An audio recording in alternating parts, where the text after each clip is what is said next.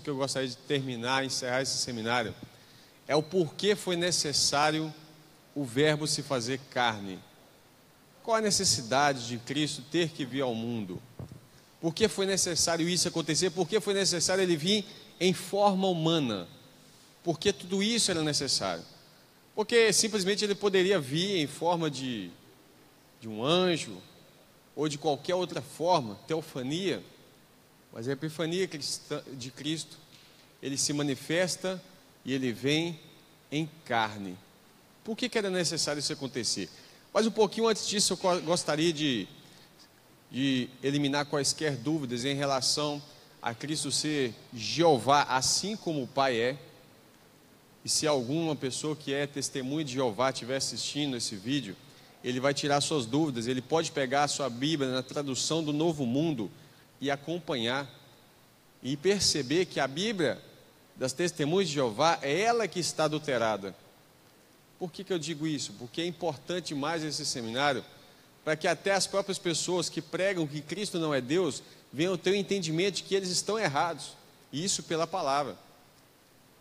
Algumas pessoas tentam deturpar o texto bíblico dizendo: a Igreja Católica Apostólica Romana, ela traiu o texto bíblico, ela adulterou o texto bíblico, e se esquecem de que não é só a Igreja Católica Apostólica Romana que tem os manuscritos. Eles estão espalhados por várias e várias igrejas pelo mundo. E quando eu falo sobre isso, é porque muita gente não sabe que existem várias igrejas católicas que não são romanas. A igreja russa, a ortodoxa grega, a igreja copta, a igreja síria, a Igreja Católica do Oriente, que não tem ligação direta com a Igreja Católica Apostólica Romana. Tem as suas traduções, tem os seus manuscritos, e eles preservam para que sejam justamente comparados. E se a Igreja Católica Apostólica Romana fosse tão adulteradora de textos assim, a primeira coisa que eles precisariam tirar é os textos que falam sobre os demais filhos de Maria, são irmãos de Jesus. Outra coisa que eles deveriam tirar é do livro de sabedoria, que é um livro que não consta na Bíblia evangélica protestante, daqueles 7 que a Bíblia católica conservou, da Septuaginta. Do livro de sabedoria, do capítulo 13, 14, 15, 16, fala claramente contra a idolatria, e eles não removeram isso. Agora as testemunhas de Jeová pegam quaisquer tradução, que é diferente da deles, para falar que Jesus não é Deus. Quando o texto fala no princípio era o verbo, e o verbo estava com Deus, a palavra ali é Theos, para se aplicar a Deus Pai, e o verbo era Theos, era Deus. Eles colocam esse segundo Theos com D minúsculo. Isso é algo absurdo. Eu gostaria de mostrar no Antigo Testamento, e você que é testemunho de Jeová, que tem a tradução do Novo Mundo, também pode abrir sua Bíblia e conferir isso agora. Nós vamos provar a divindade de Cristo no Antigo Testamento. Isaías 40, verso 10 e verso 11. Há uma belíssima referência a Cristo no Antigo Testamento, sobre ele ser Jeová, assim como o Pai o é. O nome Jesus, como o pastor leu aqui no início, ele está se referindo ao Filho, Yeshua, Salvador, aquele que salva. Emanuel, Deus conosco, Jesus. A Bíblia diz que Jesus é o nome do Filho, não é o nome do Pai. Mas o Filho também herda o nome do Pai. Portanto, lá em Apocalipse capítulo 3, vai dizer que Jesus receberá um novo nome. Por quê? Quando ele herda, ele recebe o nome que é do Pai.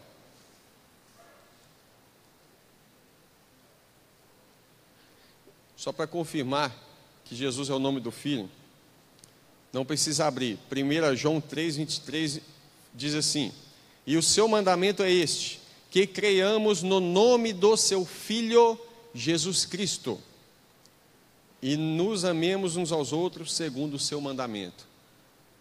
Que creiamos no nome do Pai, Jesus Cristo. É isso que está escrito? Não. Creiamos no nome do seu Filho, para que não haja confusão de pessoas. Porque quando você percebe que Jesus é Deus, Jeová, as pessoas dizem: então Jesus é o Pai. Não, Jesus é o Filho. Amém? Isaías 40, verso 10 diz assim: eis que o Senhor, Jeová, no original, falando no texto hebraico. Ou alguns vão pronunciar Yahvé, Yahu, Yahweh, né? Eis que o Senhor Deus virá com poder e seu braço dominará por ele. Fala assim, virá com poder. E o seu braço dominará por ele. Eis que o seu galardão está com ele. Com ele quem? Jeová. E o seu salário diante da sua face. Como pastor, apacentará o seu rebanho. Entre os seus braços recolherá os cordeirinhos e os levará no seu regaço. E as que amamentam guiará suavemente. Nós vemos aqui que Jeová vai guiar como pastor o seu rebanho, mansamente, como diz o salmista, águas tranquilas, refrigera minha alma, o Senhor é meu pastor, e nada me faltará, guia-me mansamente às águas tranquilas, não é assim no Salmo 23? Esse Senhor que Davi se refere é Cristo. Vamos ver, então, eis que o Senhor virá com poder. Isso está em Mateus 24, 30, diz assim, então aparecerá no céu o sinal do Filho do Homem, e todas as tribos da terra lamentarão, e verão o Filho do Homem, quem é esse?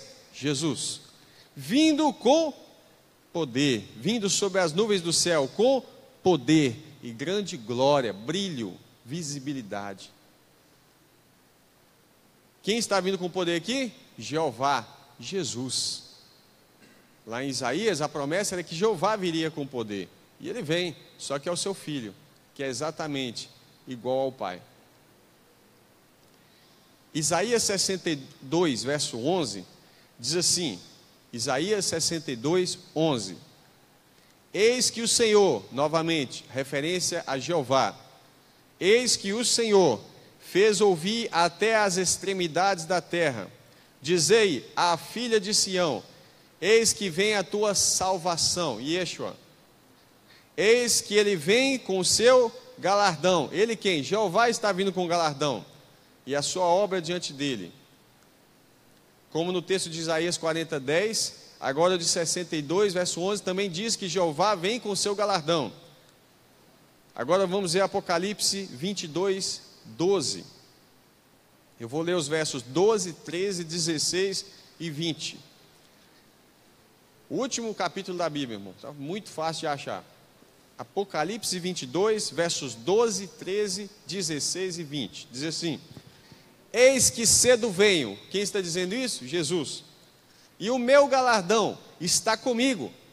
Ora, mas se Isaías 40, verso 10, e Isaías 62, verso 11, diz que é Jeová que vem trazendo o galardão, por que é que Apocalipse 22 diz que é Jesus que está trazendo o galardão? Porque o Filho é a mesma essência, natureza, substância e autoridade do Pai.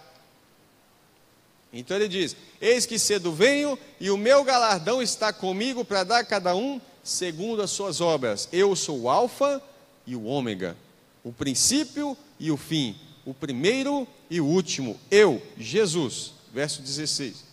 Enviei o meu anjo para vos testificar essas coisas nas igrejas. Eu sou a raiz e a geração de Davi, a resplandecente estrela da manhã.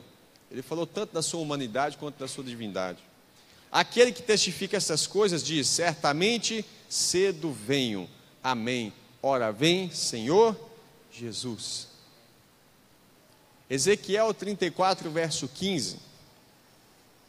Porque o texto de Isaías 40, verso 10, fala tanto dele vir com poder, fala tanto dele vir trazendo o seu galardão, e fala tanto de ele ser um pastor que guia o seu rebanho, apacenta o seu rebanho suavemente.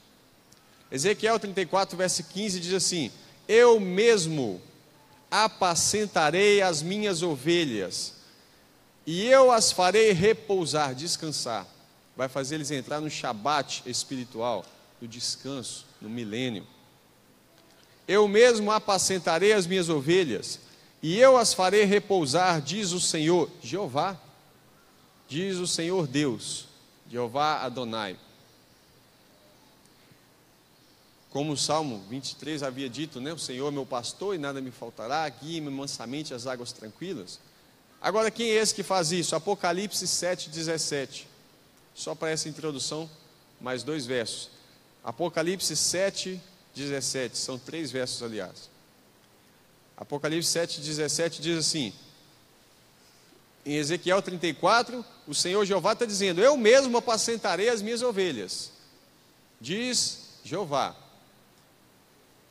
Mas quando se cumpre? Apocalipse 7, 17. Porque o Cordeiro que está ao lado do trono, é isso que está escrito? Não, porque o Cordeiro que está no meio do trono os apacentará. Jesus assentado no trono do Pai com o Pai. Por isso ele promete: ao que vencer, eu concederei que se assente comigo no meu trono, assim como eu venci e me sentei no trono com o meu Pai.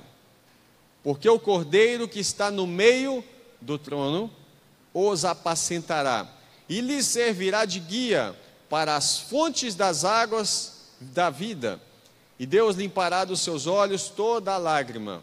Servirá de guia. O que um pastor faz? Guia as ovelhas. O Cordeiro que está no meio do trono as apacentará e lhes servirá de guia.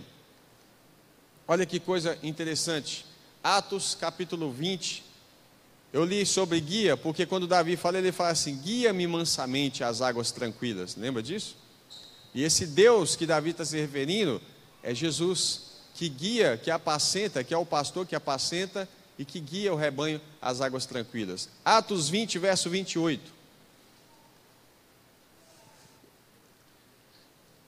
Uma admoestação do apóstolo Paulo aos bispos de Éfeso. Olhai, pois, por vós e por todo o rebanho sobre o qual o Espírito Santo vos constituiu bispos, para apacentardes ou pastoreardes a igreja de Deus, que ele resgatou com o sangue de outros. É isso que está escrito aí? A igreja de Deus, que ele resgatou com o seu próprio sangue. Deus resgatou a igreja com o seu sangue. Mas quem é esse Deus que resgata a sua igreja dando o seu sangue? Foi o Pai ou o Filho? Foram ambos. Porque lindamente o Senhor fala em João 3,16: porque Deus amou o mundo de tal maneira é algo inexplicável, que Ele deu o seu único filho, seu filho unigênito, único do gênero. Quando se fala em primogênito, quer dizer que ele é o primeiro de muitos, porque ele conquistou filhos para o Pai. Ele veio aqui resgatar e levar, nos tornar filhos de Deus. Nisso, ele é primogênito. Ele é o primeiro entre nós. Ele tem a primazia. Ele tem a maior parte da herança, de autoridade, de tudo isso que um filho primogênito recebe. Mas quando se fala que ele é unigênito, é que ele é o único da espécie. Ele é o único semelhante, igual ao Pai, porque ele é o único filho gerado. Nós somos filhos criados, por isso somos adotivos. Paulo fala que ele nos recebeu por filhos de adoção. Ele não é adotivo, ele é gerado pelo Pai. Amém? Então, a Bíblia diz que Deus, Atos 20, 28, Deus resgatou a igreja com o seu próprio sangue, porque Deus amou o mundo de tal maneira que deu o seu Filho unigênito, para que todo aquele que nele crê não pereça, não venha morrer, mas tenha a vida eterna. Cristo é a vida eterna. Amém? E o último verso dessa introdução, João capítulo 10, verso 11.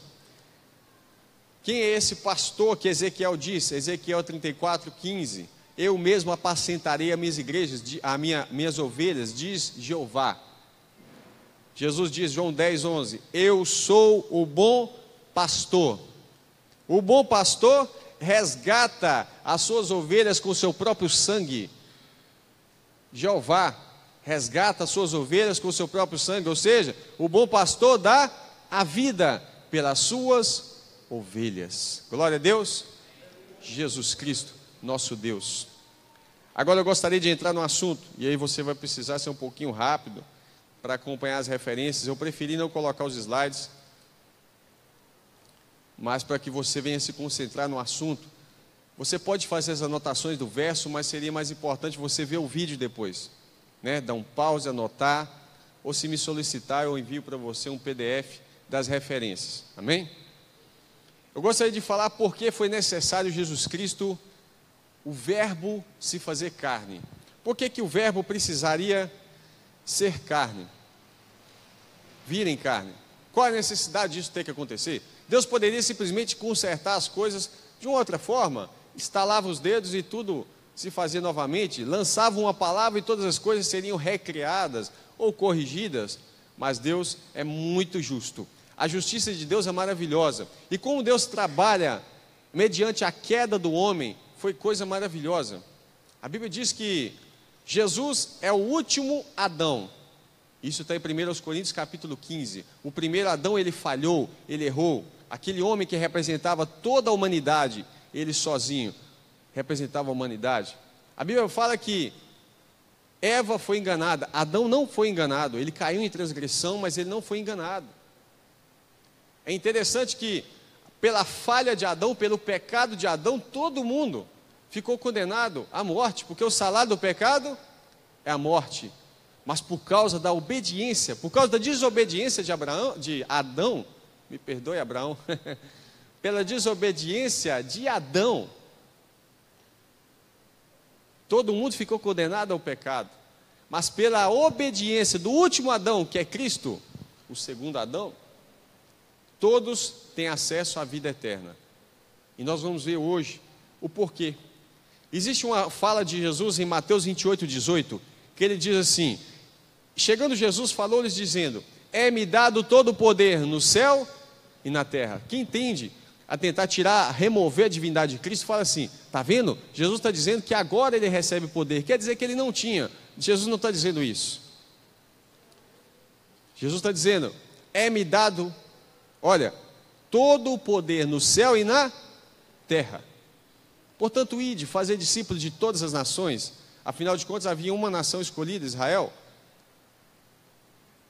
Agora, você pensa assim, e as pessoas perguntam: Jesus é o Filho de Deus, então por que era necessário Jesus receber autoridade no céu e na terra? Se ele era já o Todo-Poderoso, Jeová, como nós vimos aqui, por que ele precisava receber autoridade no céu e na terra? Jesus já tinha autoridade no céu, ele já tinha autoridade sobre todas as coisas, mas por que ele veio aqui? Quando Jesus está sendo tentado no deserto, Satanás chega diante dele e fala o seguinte, Lucas capítulo 4, verso 5 ao 8, diz assim, Lucas 4, 5 ao 8, e o diabo, levando-o a um alto monte, mostrou-lhe num momento de tempo todos os reinos do mundo, e disse o diabo: dar-te-ei a ti todo esse poder e a sua glória, porque a mim foi entregue. Satanás disse para Jesus: está vendo isso aqui? Os reinos do mundo, a mim foi entregue, e eu dou a quem eu quero. E é verdade, Satanás não estava mentindo nesse momento. Jesus não vira para ele e fala assim: mentiroso, falso. Não. Ele fala: isso aqui me foi dado. E realmente, todos os reinos do mundo estavam sob domínio de Satanás. De um certo modo, tudo está sob domínio de Deus. Mas Satanás tem ação em todos os reinos do mundo. Ele fala assim: isso aqui me foi dado, me entregaram. Quem entregou aquilo para Satanás? Nós vamos ver isso hoje. Já vou adiantar, foi Adão. Quando ele falha, quando ele peca, quando ele desobedece, quando ele transgride a lei de Deus, ele perde o domínio que Deus deu para ele. Mas ele continua: porque a mim me foi entregue e eu dou a quem eu quero. Porque se tu me adorares, tudo será teu. Olha. Só que Jesus estava ali na forma humana. Mais uma vez Satanás querendo subjugar o homem. E aí Jesus respondendo disse: vai-te, Satanás, para trás de mim, porque está escrito: adorarás ao Senhor teu Deus, e é só a Ele servirás. A Bíblia diz que se você é vencido, Pedro vai dizer isso, se você é vencido doutrinariamente, você se torna escravo daquele que o venceu. De um certo modo, ele estava falando lá das heresias, né? De um certo modo, quando Adão e Eva caem pela falácia de Satanás, eles se tornam submetidos ao pecado. Jesus fala que aquele que comete pecado se torna escravo do pecado. E ele fala: conhecereis a verdade vos libertará da escravidão. Observa que essa proposta que Satanás fez para Cristo: tudo isso eu te darei se prostrado me adorares. Ele promete: olha, eu vou dar os reinos do mundo para você, se você me adorar. Essa proposta que Jesus rejeitou, o anticristo aceita.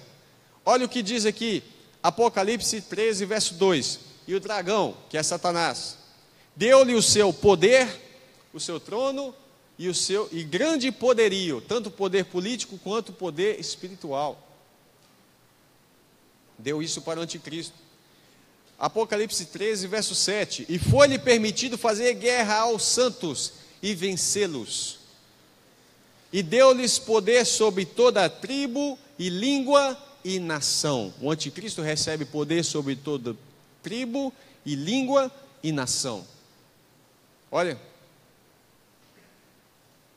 é necessário fazer uma leitura muito crítica e entender que, da mesma forma que Deus dá autoridade sobre os reinos, por exemplo, Deus deu autoridade a Nabucodonosor, não é isso?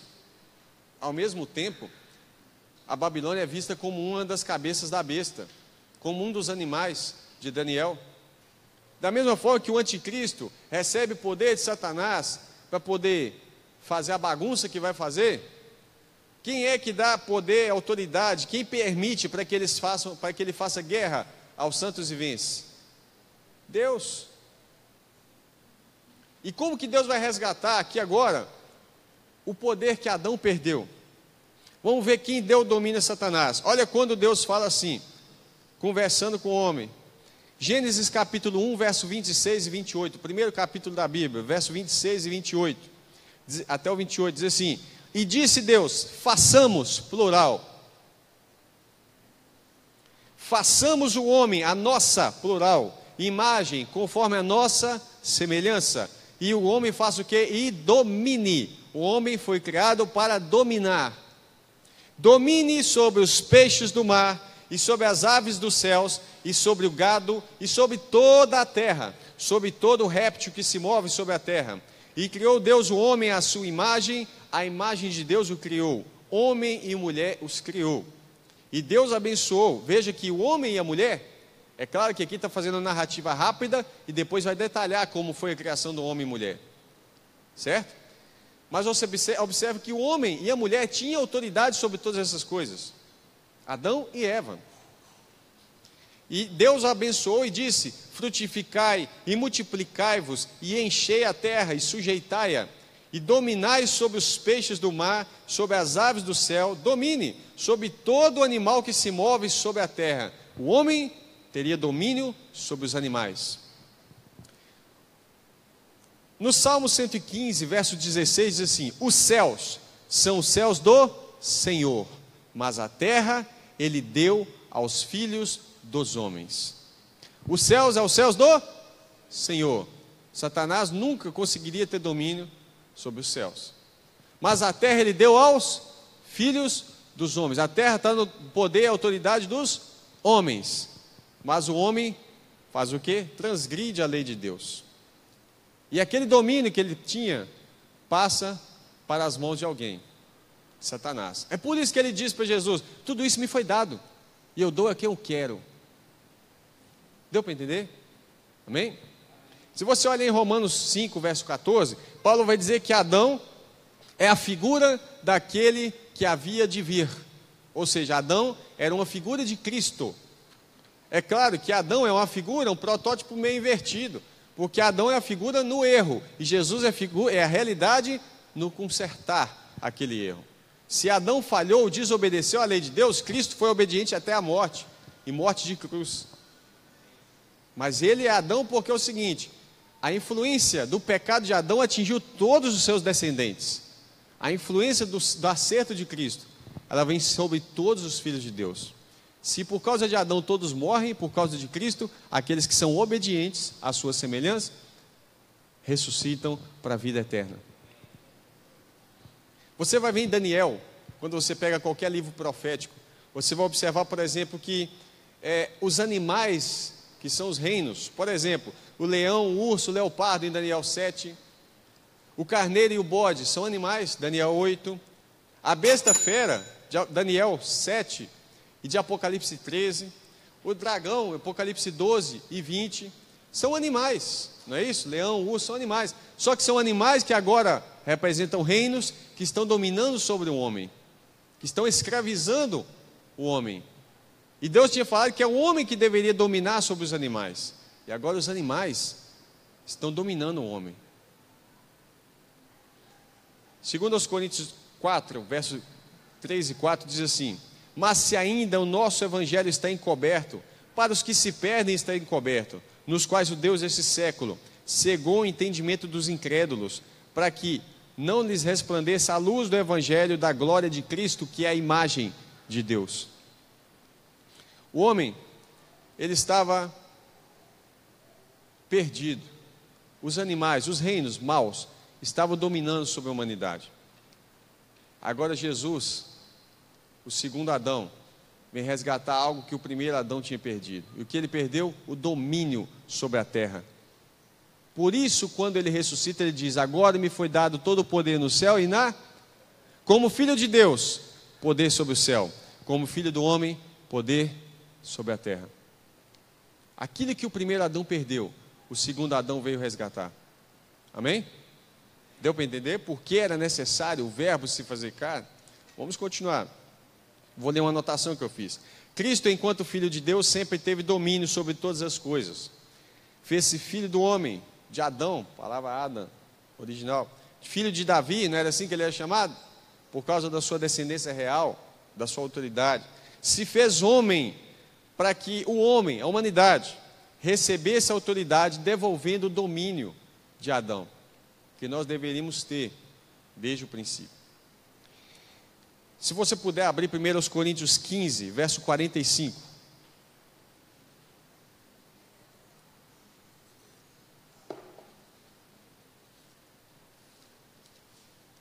Deixa eu abrir aqui também, um pouquinho antes. Eu vou ler aqui 1 Coríntios 15, verso 21. 1 Coríntios 15, verso 21. Diz assim: porque assim como a morte veio por um homem, Adão. A morte veio por causa de um homem, de Adão. Também a ressurreição dos mortos veio por um homem. Quem é esse? Cristo. Jesus Cristo, homem. Por isso a Bíblia diz que há um mediador entre Deus e o homem. Jesus Cristo, homem. Por isso que o verbo precisava se fazer carne, porque foi um homem que falhou. Foi um homem que perdeu para Satanás. Foi um homem que foi vencido. Quem era esse homem? Adão. Mas precisaria de um homem vencê-lo. E fazendo, digamos de uma certa forma, um jogo justo, o homem restaurar, resgatar a autoridade que o homem tinha perdido. Amém? Os irmãos estão entendendo? Por isso a Bíblia diz: porque assim como a morte veio por um homem, também a ressurreição dos mortos veio por um homem.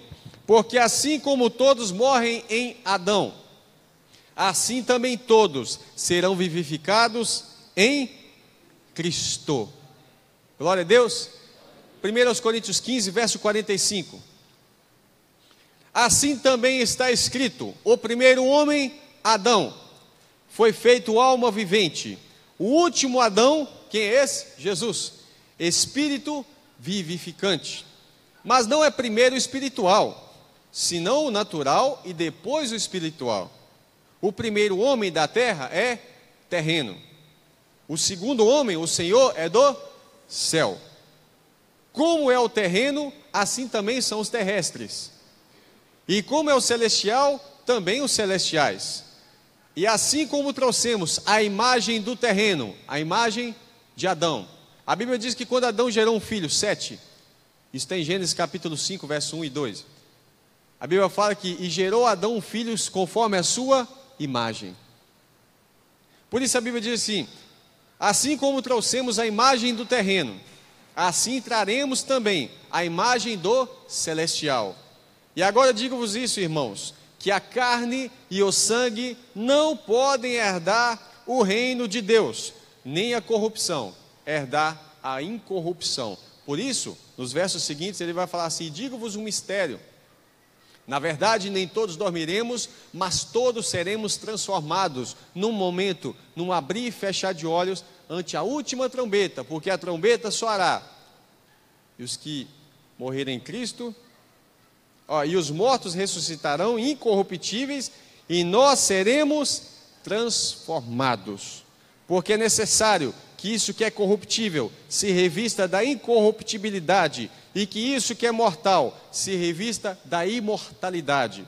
E quando isso que é corruptível se revestir da incorruptibilidade, e isso que é mortal se revestir da imortalidade, então se cumprirá a palavra que está escrita: tragada foi a morte na vitória. Está em Oséias 13. Onde está, ó morte, o teu aguilhão? Onde está, ó Hades, a tua vitória? Ora, o aguilhão da morte é o pecado, e a força do pecado é a lei. Mas graças a Deus que nos dá vitória por nosso Senhor Jesus Cristo. Quando acontecer a ressurreição, vai se cumprir a palavra que estava escrita lá em Oséias. Deixa eu achar a referência aqui. Oséias 13, 14. Na ressurreição se cumpre isso. Então Paulo está agora esnobando, dizendo: onde está a morte, a tua força, a tua vitória? Cadê Hades, o teu poder sobre nós? Porque a Bíblia diz que as portas do Hades, tem uma tradução latina que fala inferno, é algo até meio absurdo, pela conotação que a palavra inferno pegou. As pessoas acabam confundindo inferno com lago de fogo. Mas aí então lá fala assim: as portas do Hades não prevalecerão contra a igreja, por causa da ressurreição. Não tem nada a ver com perseguição. Tem gente que acha isso, né? Ah não, a igreja pode ser perseguida, mas a porta do inferno não prevalecerá contra a igreja. Satanás volta para o inferno de onde nunca deveria ter saído. Satanás nunca foi no inferno, né? Porque Paulo diz que nossa luta não é contra a carne ou sangue, mas contra principados e potestades que estão nas regiões celestiais, estão nos ares, rodeando a terra e passeando por elas. Deus fala com Satanás no livro de Jó: de onde vens? De rodear a terra e passear por... Ele não fala: ah, eu vim do inferno, eu estava tirando a soneca. Ele não fala isso. As pessoas acham isso, que Satanás mora no inferno. Não é assim? Até ministrações de hinos famosos, às vezes as ministrações, as pessoas falam sobre isso. Mas vamos continuar o assunto. Então Jesus, o Senhor, o Deus, que comprou a igreja com o seu próprio sangue, não é assim? Atos 20, 28. O Deus que comprou a igreja com o seu próprio sangue, se fez servo, se fez homem, se fez carne, para receber o domínio e resgatar a autoridade que Adão, que o homem, tinha perdido. Hebreus 2,17 diz assim: por isso era necessário que em tudo fosse semelhante aos seus irmãos. Jesus, ele foi tentado em tudo, mas sem pecado. Filipenses 2, 5 ao 11 vai falar aquele texto que eu li nos primeiros estudos ainda, mas eu vou tornar a ler porque é importante. De modo que haja em vós o mesmo sentimento que houve em Cristo Jesus, o qual, sendo em forma de Deus, não teve por usurpação o ser igual a Deus, mas esvaziou-se a si mesmo, tomando a forma de servo, fazendo-se semelhante aos homens, e achado na forma humana, na forma de homem, humilhou-se a si mesmo, sendo obediente até a morte. Por quê? Porque Adão foi desobediente. O primeiro Adão foi desobediente. O segundo Adão, para resgatar a autoridade que o primeiro tinha perdido, ele precisava fazer da forma certa, não cometer iniquidade, que é a transgressão da lei, mas ser obediente até a morte, e morte de cruz, símbolo de maldição, porque ele levou sobre si os nossos pecados.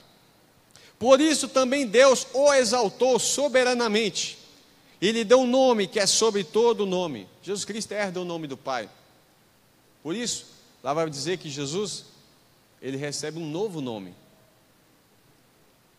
Apocalipse 3. Lhe deu um nome que é sobre todo o nome. Qual o nome que é sobre todo o nome? O nome de Deus, do Pai. E se ele é filho, ele herda. Para que ao nome de Jesus se dobre todo o joelho dos que estão nos céus e na terra e debaixo da terra, no Hades. Todos os joelhos se dobrem ao nome de Jesus. E toda língua confesse que Jesus Cristo é o Senhor, para a glória de Deus Pai. Só uma brechinha. O nome Yeshua, Jesus, era um nome comum nos tempos que Jesus nasceu, viu? Muitas outras pessoas tinham o nome Yeshua. Mas o texto de Mateus capítulo 1 tem um significado importante. Maria deveria dar o nome dele de Yeshua, por quê? Yeshua significa salvação. Dá o nome ele de salvação, porque ele salvará o seu povo dos seus pecados. Emanuel, Deus conosco, esse é Cristo. Mas vamos lá, esse Deus conosco agora esvaziou-se a si mesmo. Ele veio humilhado, até obediente, até a morte. E o Pai elogia ele em Hebreus. Basta ler a carta aos Hebreus, você vai ver os elogios que o Pai dá a ele por ter sido um filho obediente. Agora você pergunta, como que o diabo tem autoridade sobre os homens? Como que ele escraviza o homem? 1 João 3, verso 8 diz assim: quem comete pecado é do diabo. E quem obedece a Deus? É de Deus. Quem comete pecado é do diabo. Quem se santifica é de Deus. Por isso a Bíblia fala que você é de santo como ele é santo. Sem santificação, segui a paz com todos, e a santificação, sem a qual ninguém verá o Senhor. Quem comete pecado é do diabo. Porque o diabo peca desde o princípio. É uma legalidade que o homem dá ao diabo. Quando ele vive no pecado, ele se torna filho do diabo. E quando ele vive lutando contra o pecado, ele se torna filho de Deus. O crente que já não luta contra o pecado, mas acostumou, pode esquecer, irmão. Você não está sendo filho de Deus. Para isto o Filho de Deus se manifestou, para desfazer as obras do diabo. Foi para isso que Jesus se manifestou. Para quê? Para desfazer o império das trevas. A Bíblia fala que Deus nos transportou do império das trevas para o reino do Filho do seu amor.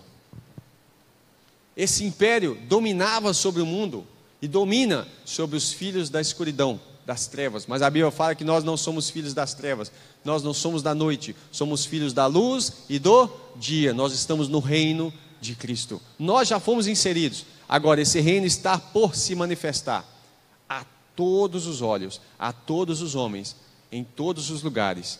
Nós estamos no reino. Mas agora esse reino ainda não está manifesto a todos os homens. Esse reino ainda não está agindo sobre todos, apenas sobre os filhos de Deus, sobre aqueles que já receberam o Evangelho. E eu vou mostrar isso mais à frente. Você fala, Jesus Cristo veio se manifestou para desfazer as obras do diabo. Mas que obras são essas? A primeira, lá no jardim, é a mentira, que é o pecado. A mentira leva à morte, o pecado leva à morte. Ele não é o pai da mentira? Não é assim? Olha o que ele fala com a mulher, em Gênesis 3, verso 4 e 5. Então a serpente, que é Satanás, a antiga serpente da qual Paulo fala, a serpente disse à mulher: certamente não morrereis. A pior coisa que existe é uma mentira falada com convicção, porque a meia mentira, a meia verdade, ela convence mais do que a mentira. A mentira o seu espírito está pronto para rejeitar, mas a meia verdade, ela te balança. Então ela fala com convicção: certamente não morrereis. Porque Deus sabe que no dia que dele comerdes, se abrirão os vossos olhos, o entendimento para o bem e para o mal. Deixa eu te perguntar, qual interesse tem alguém que já conhece só o bem, em conhecer também o mal? Curiosidade. É a curiosidade que tirou Eva da presença de Deus e Adão, que tira muitos filhos de crentes, que são criados na igreja, que são guiados sob a proteção da palavra de Deus, de ficar curioso. Eu queria saber como é participar de uma balada.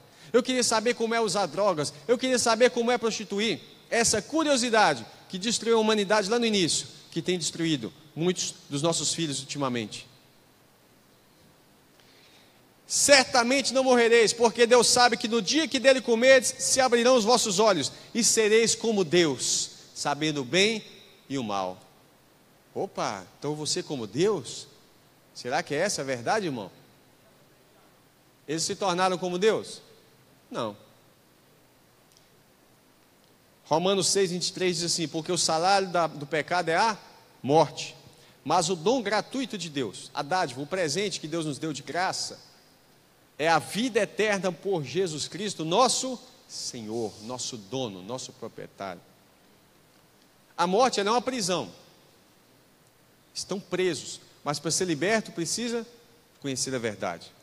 1 Coríntios 15, verso 21 e 22, nós já lemos, que fala assim: porque assim como a morte veio por um homem, a ressurreição dos mortos veio por um homem. Pois, da mesma forma que em Adão todos morrem, em Cristo todos serão vivificados, receberão vida. Porque Jesus veio, participou das nossas aflições, sofreu como nós, mas em Hebreus 4,15 diz assim: mas sem pecado. Deixa eu te falar uma coisa: o salário do pecado é a morte, não é isso? Jesus tinha pecado? Não, mas ele levou sobre si os nossos pecados. Então ele vem, ele se humilha, ele se entrega. Interessante que a morte não matou Jesus, foi ele que se entregou ao Pai. Ele entregou o Espírito ao Pai. Ele fala: Pai, nas tuas mãos eu entrego o meu Espírito. A morte não tinha capacidade, competência de matar Jesus. Ele não tinha pecado. Quando ele estava no Hades, Atos capítulo 2, ele não poderia ficar preso lá.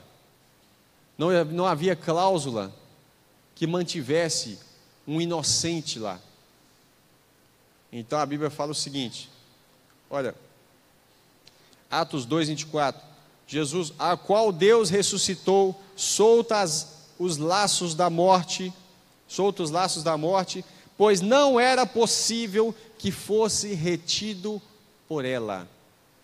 A morte não conseguia segurar a vida. Por isso, quando ele se apresenta em Apocalipse capítulo 1, ele diz assim: eu sou aquele que tem a chave da morte e do Hades. Chave da morte e do inferno, a tradução está assim. Jesus Cristo tinha a chave, ele tem autoridade sobre a morte. Por isso ele fala: você crê que quem crê em mim, ainda que esteja morto, está vivo? Para ele todos vivem, Abraão, Isaac, Jacó. Por isso Deus fala que ele é o Deus de Abraão, de Isaac e de Jacó. 1 João 3,14 diz assim: e nós sabemos que passamos da morte para a vida porque amamos nossos irmãos. Quem não ama seu irmão permanece na morte. Nós passamos da morte para a vida. João 8,32: conhecereis a verdade vos libertará. O poder da morte não cai sobre a igreja, por isso a Bíblia fala que as portas do Hades não prevalecem sobre a igreja. João 8,36: se pois o Filho vos libertar, verdadeiramente sereis livres do poder do pecado. E o salário do pecado, a consequência é a morte. Mas a consequência de crer em Jesus? A vida eterna. Vou ler uma observação que eu fiz aqui. Quando Cristo ressuscita, as obras do diabo que levavam os homens à morte foram vencidas.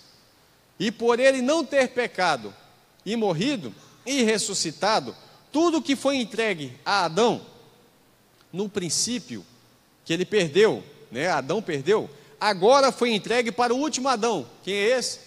Cristo.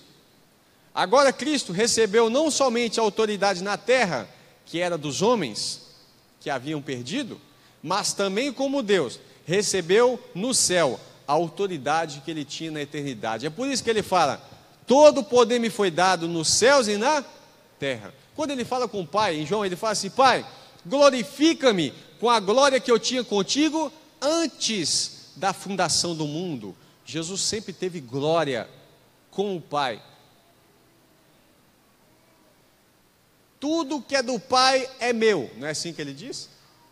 Tudo que é meu é do Pai, tudo que é do Pai é meu. Agora, interessante é que aquilo que era de Eva, que ela perdeu também, aquilo que ela recebeu no início, se você for ver uma aplicação que Paulo faz em Efésios capítulo 5, ele faz uma comparação: maridos, amai as vossas mulheres como Cristo amou a igreja, etc e tal. Ele fala do marido e da mulher, e de Cristo e da igreja, e ele, no fim das contas, ele fala assim: grande é esse mistério, mas eu me refiro a Cristo e à igreja. Aí ele fala: porque no princípio está escrito: deixará, pois, o homem o seu pai e a sua mãe, unir-se-á a sua mulher. Quem foi esse? Adão e Eva, referência até lá. Aí ele fala, grande esse mistério, mas eu me refiro a Cristo e a igreja. A autoridade que Eva havia perdido, agora ela vai receber com Adão. Da mesma forma que Eva era submissa a Adão, a igreja submissa a Cristo. Da mesma forma que Eva perdeu pela desobediência, ela conquista pela obediência.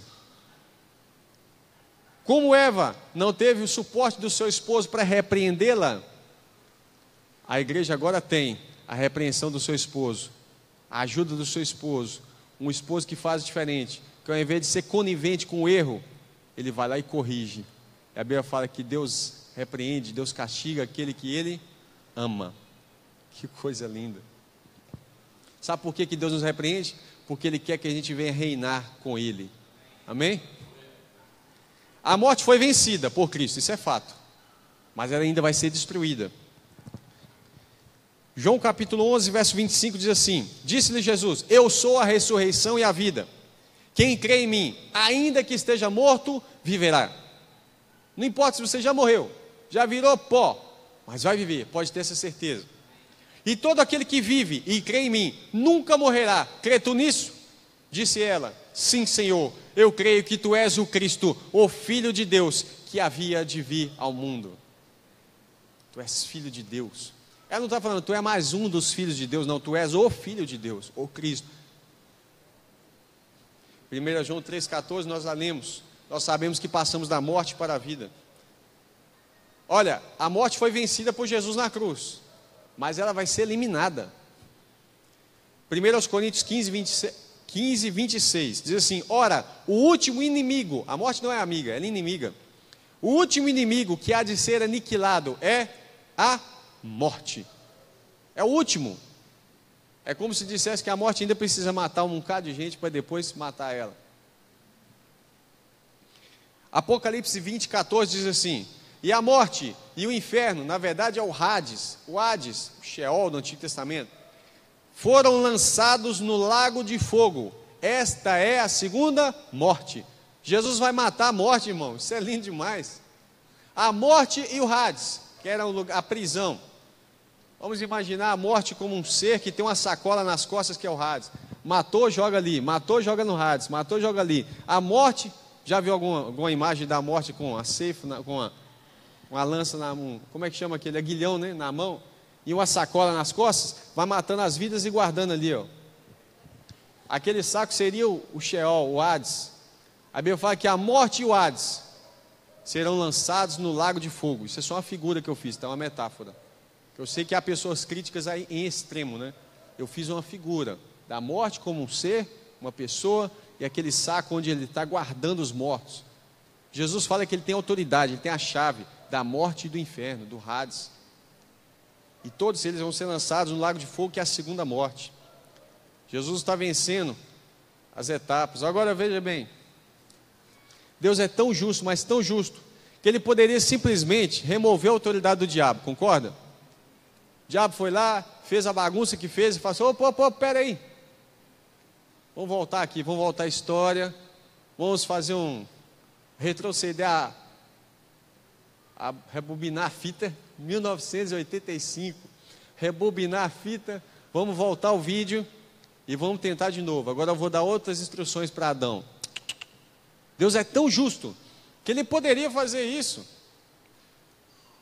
mas Ele poderia simplesmente remover a autoridade do diabo, mas Ele vem e vence como homem, porque quem perdeu foi o homem. Olha o que Jesus fala com Pilatos, João 19, 11. Respondeu Jesus, nenhum poder terias contra mim, se de cima não te fosse dado, mas aquele que me entregou a ti, maior pecado tem. Está falando de Judas, tá? Não é isso? Mas agora eu vou abrir aqui em João 18, porque tem uma fala maravilhosa de Jesus. João 18. Nós sabemos que o reino de Deus já está dentro de nós, mas Ele não se manifestou ainda através de nós. Nós estamos aguardando esse dia. É por isso que em João 18, verso 36, Jesus diz assim, respondeu Jesus, o meu reino não é deste mundo, não é ainda, Se o meu reino fosse desse mundo, pelejariam os meus servos, ou seja, eu teria um exército, a gente estaria aqui, ó, né, fazendo guerra. Ele falando isso com Pilatos, para que eu não fosse entregue aos judeus, mas, preste atenção nessa palavra, agora, nesse momento, o meu reino não é daqui. Paulo fala que a nossa luta ainda é nos lugares celestiais. Jesus veio, destruiu o poder do diabo sobre a terra, está transferindo essa autoridade para nós. Ele já reina, ele está à direita do Pai. Ele fala, me foi dado todo o poder no céu e na terra. Agora a Eva está recebendo autoridade. Está dando para você entender, irmão? Ele já resgatou a autoridade, só que agora a Eva precisa se colocar, se vestir de vestes de autoridade. A noiva já se ataviou, é ela que se veste. A veste foi dada para ela, mas é ela que está se vestindo de autoridade de rainha. Agora, a nossa luta agora está nos lugares celestiais. Não precisa montar exército, sair matando pessoas. Não, a nossa luta não é contra carne ou sangue. Não precisamos ficar debatendo genealogia segundo sangue. Não, a nossa luta é nos lugares celestiais. Contra o príncipe das trevas, nos lugares celestiais. Agora Jesus fala algo importante, mas agora, João 18:36, agora o meu reino não é daqui. Sabe quando é que o reino dele vai ser daqui? Se você ler Apocalipse capítulo 11, a partir do verso 15, você vai ver que o reino de Cristo, ele fala assim, agora é chegado o reino sobre toda a terra. Daniel, capítulo 7, capítulo 2, vai falar que os reinos do mundo vieram a ser do Senhor e do seu Cristo. Mas ainda não era. Ele fala, agora o meu reino não é daqui. Veja bem, quando Adão peca, ele sai da posição de governo para a posição de servo. Irmão, você fala, o que é pecado?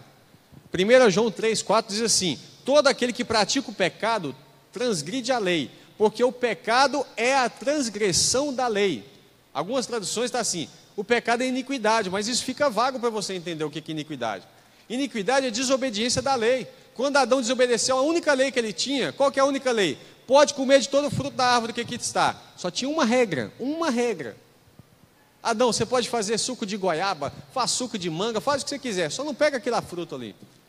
Por causa daquela regra, a transgressão da lei foi o pecado. E o salário do pecado é a morte. Deus mentiu? Porque ele fala, no dia que você comer dela, morrerá? Não. A Bíblia diz que para Deus, um ano é como mil anos, é como um dia é como 1000 anos. Adão não chegou a viver um dia, ele morreu no dia, sabe? Adão morreu com 900 e alguns anos, 924, 940 anos, alguma coisa assim. Ele não chegou a viver um dia, no dia que ele pecou, ele morreu, deu para entender? Amém? Olha a maldição que cai por causa do pecado de Adão, Gênesis 3:19. No suor do teu rosto, veja bem, quando Adão peca, ele sai da posição de governo para a posição de servo. O que é um servo? Um funcionário, um trabalhador operário, que ele tem alguém que está ali, ó, para poder ele conquistar as coisas, ele precisa suar. Gênesis 3:19, no suor do teu rosto comerá o teu pão. Antes era só catar a frutinha lá, ó. Até que te tornes a terra, porque dela foste tomado, porquanto és pó, e em pó te tornarás. O salário do pecado, se tornar pó de novo. Algo interessante que a Bíblia diz que a serpente comeria, ela rastejaria e comeria o quê? Pó. A serpente se alimenta de morte. Deu para entender, irmão? Satanás, como tem uma figura que Cristo fala que o ladrão veio senão para roubar, matar e destruir, a serpente se alimenta de morte. Satanás, ele só traz morte, mas Jesus traz a vida eterna. A promessa do descendente que pisará a cabeça da serpente. É aqui que está o detalhe importante.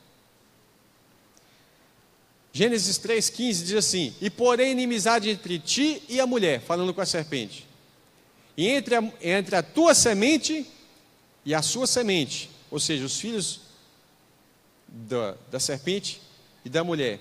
E esta te ferirá a cabeça, ou seja, a semente da mulher, que é Cristo, ferirá a cabeça, e tu lhe ferirás o calcanhar. Se alguém quiser depois, com um tempinho, meditar, a palavra calcanhar é Yakev, da onde sai a palavra Yaakov, no hebraico, Jacó. E você percebe Satanás sempre perseguindo o povo de Israel, na história do Antigo Testamento. E hoje, perseguindo a igreja, que nada mais é do que judeus e gentios convertidos a Cristo. Agora, Satanás tem uma sentença sobre si. Você vai perseguir, você vai ferir o calcanhar, mas só que o descendente, vai te ferir a cabeça. O que é ferir a cabeça? Vai encerrar você, vai matar você, vai destruir você, vai te vencer. Satanás agora sabe que tem uma sentença sobre ele, que vai vir um que vai pisar a sua cabeça. Só que Satanás não entende as coisas de Deus, irmão. Ele só sabe que tem uma sentença. Opa, vai nascer um descendente de mulher, um homem descendente de mulher que vai me vencer. Isso ele sabia. Então ele pensou ser o primeiro homem dela, porque Deus falou isso com quem? Com Eva, não foi? Mas as coisas espirituais se discernem espiritualmente. Satanás não tem o Espírito de Deus, a mente de Cristo para discernir essas coisas. Então o primeiro filho daquela mulher, quem que foi? Caim e Abel. Ele olha, os dois vão oferecer um sacrifício a Deus. Um oferece Caim e outro oferece Abel. Deus se agrada mais no sacrifício de Abel. Fica ligado nisso. Satanás olha e vê que Deus se agradou mais dele. Fala assim, opa, vai ver que é esse aí que vai pisar minha cabeça. Ele vai lá e provê uma forma de matar o Abel. Caim se revolta, dá lugar ao diabo, inveja no coração, com homicídio. Jesus fala que Satanás é homicida desde o princípio. Coloca lá a morte. Por que é homicida? Porque ele leva o homem ao pecado. O salário do pecado é a morte. Vai lá, o Senhor fala com Abel, com Caim, olha, está diante de ti. O pecado está à porta, mas cabe a você decidir. Aí ele foi lá e decidiu pelo mal, assim como seus pais. Foi lá e matou Abel. Satanás, opa, se era esse aí, já era. Se a promessa era o filho descendente, era o Abel, já era. Porque Caim não podia pisar a cabeça de Satanás, por quê? Porque ele havia pecado. Ele havia transgredido a lei de Deus. Como que ele vai transgredir a lei de Deus e pisar a cabeça da serpente? Então Deus vai lá e dá a Eva um outro filho, chamado Sete. Não é assim? Então ele sabe, opa, da descendência de Sete vai nascer aquele que vai pisar minha cabeça. E aí vai lá, Satanás consegue perturbar todos os homens, mas a Bíblia fala que Deus olhou e viu um justo, chamado Noé, repouso. Noé, Deus vem, envia o dilúvio, todos os homens são mortos e Noé prevalece. Então quando fica só Noé e os seus 3 filhos homens, Satanás fala assim, opa, é de um dos 3, a terra não tem mais homens, tem que ser um homem para pisar minha cabeça, tem que ser um justo. Noé desce da arca, passa um tempo, planta uma vinha assim, embebeda, não é assim que a Bíblia diz? Vai lá um filho dele, Cã, Satanás põe no coração dele, ele vai lá e vê a nudez do seu pai. A nudez fala de pecado. Por isso a Bíblia fala em Apocalipse, olha, compra colírio para os seus olhos, falando para uma das igrejas, das 7 igrejas, compra colírio para os seus olhos. Vamos tampar a sua nudez. Nudez fala de pecado. Irmãos, quando Cã vai lá e vê Noé, ali aconteceu um pecado e Satanás fala assim, opa, já consegui eliminar um. Ele foi tão astuto que ele foi lá chamar seus outros 2 irmãos, Jafé e Sem. Vem cá para vocês verem também, se aqueles 2 pecam, o que aconteceria? Estava todo mundo embolado. Satanás ia falar assim, acabou. Já não tem mais alguém para poder pisar minha cabeça. Mas quando vem Sem e Jafé, a Bíblia fala que eles foram de costas e cobriram a nudez do seu pai. Espiaram. Fala de uma expiação de pecado. Fala de uma cobertura. Eles remiram a honra do seu pai. Eles honraram o seu pai. Então Noé abençoa grandemente a Sem. Olha para você ver. Gênesis 9, verso 22 e 23 diz assim: Eu esqueci de citar a citação de que Caim matou Abel, Gênesis 4:8, né? E falou Caim com seu irmão Abel, e aconteceu que, estando eles no campo, se levantou Caim contra o seu irmão Abel e o matou. Sobre os filhos de Noé, Gênesis 9:22. E viu Cão, o pai de Canaã, a nudez do seu pai, e fê-lo saber aos seus irmãos, no lado de fora. Então tomaram Sem e Jafé uma capa, e puseram-na sobre ambos sobre os seus ombros, e virados para trás, indo, cobriram a nudez do seu pai, e os seus rostos estavam virados, de modo que não viram a nudez do seu pai. Olha que coisa linda, eles honraram a Noé. Sem foi ricamente abençoado, e essas bênçãos de Sem, dos semitas, se estendem até Abraão. Veja bem, Sem recebeu uma bênção tão grande, e fala assim, olha, e que Jafé habite nas tendas de Sem. Agora Cã vai ser servo dos seus irmãos, maldito seja Canaã. Então Satanás sabe, opa, então Cã é a geração amaldiçoada, dele não vai sair um que vai pisar minha cabeça, só pode ser de Sem, porque Sem foi o mais abençoado de todos. De Cã vai nascer o quê? Vai sair um camarada chamado Nimrod, que vai construir a Torre de Babel, lembra dela? E Deus lá, o que ele faz? Lá estava invertendo os valores. Deus falou que os camitas seriam servos, mas ali ele estava dominando. Nimrod sozinho estava dominando todos os povos. Eles inverteram o papel. Deus vai lá e confunde a língua deles, e aí surgem todas as línguas do mundo. É interessante que em Atos 2, naquela reunião em Pentecoste, todas as línguas se tornam em uma. A multidão estava falando, e qualquer um que chegava de qualquer língua, ouvia na sua própria língua nativa. Esse Deus é maravilhoso. E mais lindo é que a Bíblia fala que todas as línguas vão confessar nas suas próprias línguas que Jesus é o Senhor, para a glória de Deus Pai. O judeu vai falar Yeshua, o grego vai falar Jesus, nós vamos falar Jesus. Glória a Deus. Agora, Sem foi ricamente abençoado. Lembra que eu falei que a bênção chega a Abraão? A serpente entende que a bênção vem por Abraão. Ela entende isso. Deus chama Abraão, vai para a terra. Deixa eu ver o horário aqui. Aguenta um pouquinho que é rapidinho. Vai para a terra que eu te falei, não é isso? Vai para a terra que eu te falarei. Abraão sai, Satanás percebe isso. Abraão é o homem da promessa, ele recebe a promessa. Então o que acontece? Sara vai lá e oferece uma mulher, Agar, a egípcia, descendente de Cã, e fala assim, tenha filhos com ela. Aí nasce Ismael, o primogênito de Abraão. Não é o primogênito de Abraão. Deus começa a inverter ali as circunstâncias. Deus fala, olha Sara, é de você que vai nascer o descendente, é de Sem, é da descendência de Sem. Então Sara tem um filho, já idosa, ela tem um filho. E quando ela tem um filho, esse filho, Isaac, sorriso, Deus fala com Abraão, olha, fala com Agar, para liberar, para ir embora com seu filho, porque em Isaac será chamada a minha descendência. A promessa, o filho da promessa é Isaac. E o que acontece? Isaac tem filhos, 2 filhos, Esaú e Jacó. Esaú também dá lugar ao diabo. Ismael perseguiu a Isaac. A Bíblia fala isso, Paulo fala isso. Lá em Gálatas 4, depois vocês leem. Agora, quando chega Isaac e tem 2 filhos, Esaú e Jacó. Esaú desprezou a primogenitura e Jacó valorizou. Então Jacó chega para ele e fala assim, vende para mim sua primogenitura. O que Esaú fala? O que vai me valer primogenitura? Me dá o prato de lentilhas aí, o guisado, vermelho. Por isso o nome dele é mudado para Esaú, para Edom, que significa vermelho. Esaú é peludo.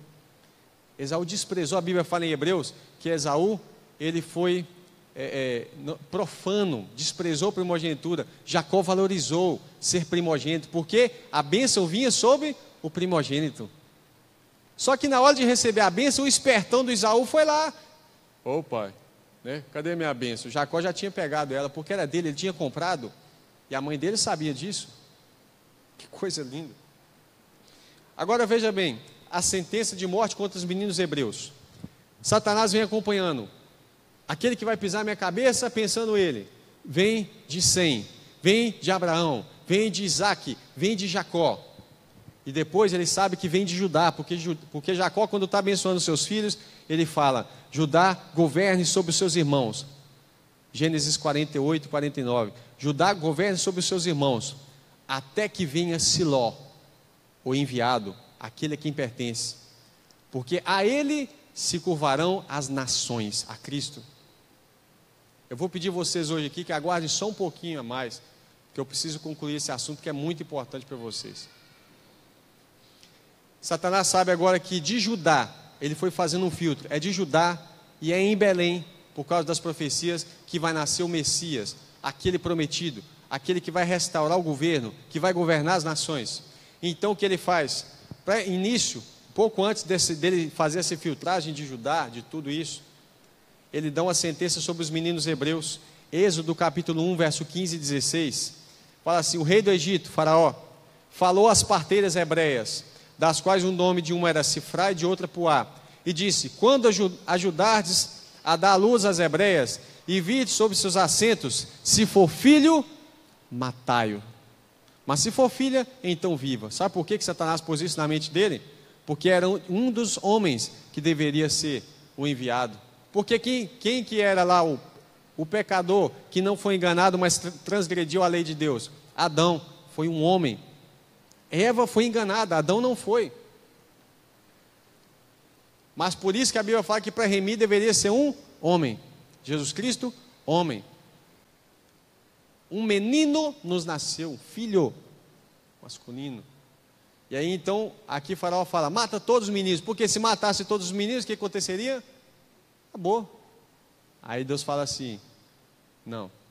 Aí Deus salva deles ali um camarada chamado Moisés, tirado das águas, libertador de Israel. Então tira o povo de Israel do Egito. E vai se passando o tempo, e o Satanás vai perseguindo o povo hebreu de uma maneira absurda. Quando Jesus nasce, o inimigo quis fazer o mesmo. Lembra lá de Herodes? Olha lá, Mateus 2,16. Então Herodes, vendo que tinha sido iludido pelos magos, irritou-se muito, mandou matar todos os meninos que havia em Belém. Por que Belém? Por que meninos? Porque é dali que sairia um que pisaria a cabeça da serpente. Está dando para entender, irmão? Amém? E em todos os seus contornos, de 2 anos para baixo, segundo o tempo que diligentemente inquiria dos magos. Então a estratégia de Satanás foi o quê? Vamos matar. Matou Caim, aliás, matou Abel, que era o bonzinho, não é isso? Ceifou milhares de vidas dos hebreus, tentando segurar, tentando atrasar, né? Quando Jesus se manifesta como Filho de Deus, veja bem, João capítulo 19, verso 30, eu vou ler antes, Marcos 8, 29, e ele lhes disse: mas vós quem dizeis que eu sou? Respondendo Pedro disse: tu és o Cristo. E admoestou para que a ninguém dissesse aquilo, e começou a ensinar-lhes que era necessário que o Filho do Homem sofresse, padecesse muito, e que fosse rejeitado pelos anciãos, e os príncipes dos sacerdotes, e pelos escribas, e fosse morto, mas que depois de 3 dias ressuscitaria. Jesus teve que ensinar isso várias vezes, e os discípulos não entenderam isso. E dizia abertamente essas palavras, e Pedro tomou a parte e começou a repreendê-lo, mas ele virando-se e olhando para os seus discípulos, repreendeu a Pedro, dizendo: retira-te diante de mim, Satanás, adversário, porque não compreende as coisas que são de Deus, mas as que são dos homens. Olha que interessante, Pedro acabou de ser inspirado, acabou de falar: tu és o Cristo, o Filho do Deus vivo. Jesus até elogia ele em determinado ponto: ó, bendito és tu. Mas aqui ele vai dar lugar ao inimigo. João 19:30 diz assim: quando Jesus tomou o vinagre, ele disse: tetelestai, está consumado. E inclinando a cabeça, entregou o Espírito. Agora você pensa assim: Jesus já tinha falado que era necessário sofrer, não já? Que era necessário morrer, que era necessário padecer. Ele só não deixou muito claro por que isso, mas ele já tinha falado que era necessário. João 20, verso 6 diz assim: Chegou, pois, Simão Pedro, que o seguia, e entrou no sepulcro e viu no chão os lençóis, e que o lenço que tinha estado sobre a sua cabeça não estava com os lençóis, mas enrolado num lugar à parte. Então entrou também outro discípulo, que chegara primeiro ao sepulcro, viu e creu, porque ainda não sabiam a Escritura, que era necessário que ressuscitasse dentre os mortos. Jesus falou tantas vezes disso. Agora, por fim, nós vamos concluir o assunto. Se você parar para observar, a promessa que Deus nos fez é essa, a vida eterna. 1 João 2,25. Certo? Por isso, quando ele chega, Mateus 28,18, ele fala, chegando Jesus falou dizendo, é-me dado todo o poder nos céus e na terra. Portanto, ou por isso, por causa disso, ide e fazei discípulo de todas as nações, não só Israel, todas as nações, batizando em nome do Pai, e do Filho e do Espírito Santo, ensinando-os a guardar todas as coisas que eu vos tenho mandado, e eis que eu estou convosco todos os dias, até a consumação dos séculos. Jesus não disse, eu estou convosco por meio do Espírito Santo, né? Eu estou convosco até 7 anos antes do último dia. Ele falou isso? Não, eu estou convosco todos os dias, até o fim dos tempos, até a consumação dos séculos. Agora, você fala, pastor, mas em que implica o efeito da conquista de Jesus? Vamos ver. Apocalipse 11:15. O 7º anjo tocou a sua trombeta. Lembra que Jesus tinha havido dito para Pilatos, mas agora o meu reino não é desse mundo. Jesus não veio na primeira vinda para fazer exército, para derrubar os reinos do mundo, não. Ele veio restaurar o que Adão havia perdido, o direito de ter domínio sobre a terra. Agora na segunda vinda, aí sim, ele vem com exército, o cavaleiro do cavalo branco. O 7º anjo tocou a sua trombeta, Apocalipse 11:15, e houve no céu grandes vozes que diziam, os reinos de Marte, é isso que está escrito? Não, os reinos do mundo vieram a ser do Senhor e do seu Cristo, e ele reinará para todo o sempre.